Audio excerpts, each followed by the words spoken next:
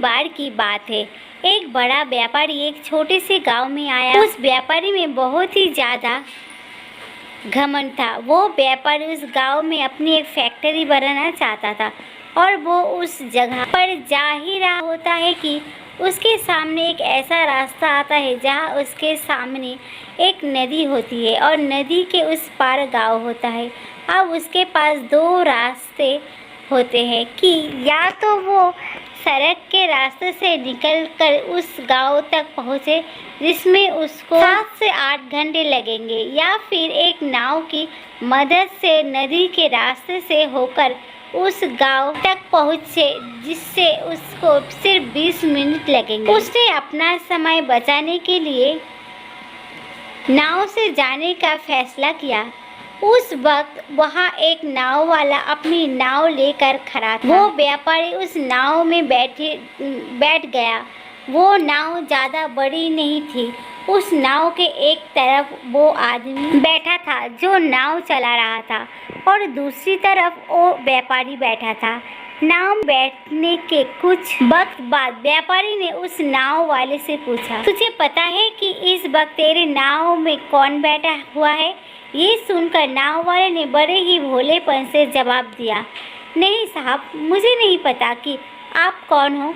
ये सुनकर व्यापारी बोला, अरे तू क्या अखबार नहीं पढ़ता? अखबार में तो हर दूसरे दिन मेरी फोटो आती है। ये सुनकर नाव वाले ने कहा, अरे साहब, मुझे पढ़ाई लिखाई नहीं आती। जब मैं बहुत छोटा था मेरे पिताजी गुजर गए, तब से मैं अपने परिवार को संभालने के लिए काम कर रहा हूँ। मेरा स्कूल छूट गया और मैं पढ़ नहीं पाया। ये सुनकर व्यापारी उसका मजाक करते हुए जोर जोर से हंसने लगा और बोला, तुझे पढ़ना लिखना भी नहीं आता है? अरे जिंदगी भी किस काम की है? ये सुनकर उस नाव वाले को बुरा तो लगा, लेकिन वो चुप रहा और कुछ नहीं बोला। थोड़ी देर बाद वो व्यापारी नाव वाले से बोला, ये जो तुम ज़मीन देख रहे हो, बहुत ही जल्द यहाँ पर हमारी फैक्ट्री बनेगी। यहाँ पर हमारे ब्रांड मिनरल वाटर की बोतल बनेगी। उस नाव वाले को व्यापारी की बात समझ नहीं आई तो उसने व्यापारी से पूछा, क्या बनेगा साहब? व्यापारी ने चीर कर कहा, अरे हमारे फैक्ट्री में पानी की बोतलें बनेगी जो तेरे गांव में नहीं बिकती, लेकिन शहर में बहुत बिकेंगी। अरे तू कभी शहर गया होगा तो तूने देखा ही होगा दुकानों पर पानी की बोतलें बिकते हुए। ये सुनकर नाव वाले बोले, अरे साहब, मुझे कैसे पता होगा? मैं तो कभी इस गांव से बाहर गया ही नहीं। गांव के बाहर गया है नहीं साहब। नाव वाले की बात सुनकर व्यापारी हंसते हुए बोला, तू इस गांव से बाहर तक नहीं निकला? अरे तेरे ये जिंदगी किस काम की? ये सुनने के बाद नाव वाले को बहुत बुरा लगा।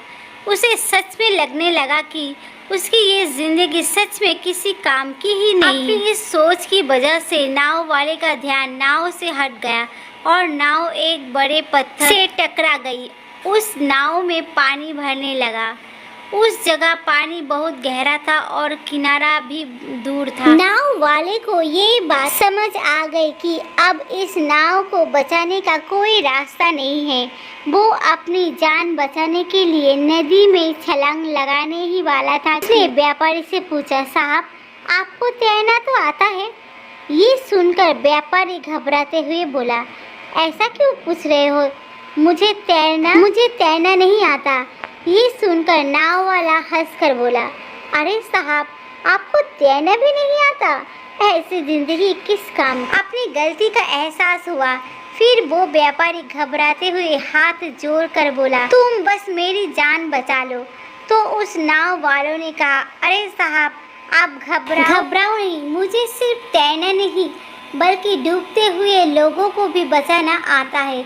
आप बस मुझे कसकर पकड़ लो, मैं आपको किनारे पर ले जाऊंगा। और फिर उस नाव वाले ने सिर्फ अपनी ही नहीं बल्कि उस व्यापारी की भी जान बचाई। हमें इस कहानी से ही सीख मिलती है कि हमें कभी भी किसी का मजाक नहीं उड़ाना चाहिए या फिर किसी को अपने से छोटा नहीं समझना चाहिए, क्योंकि हमें नहीं पता कि कब, कैसे और कहाँ हमें किसकी ज़रूरत पड़ जाए। तो दोस्तों मेरी आज की छोटी सी कहानी अच्छी लगे तो लाइक करें, कमेंट करें, मेरे चैनल को सब्सक्राइब करना ना भूलिए। धन्यवाद।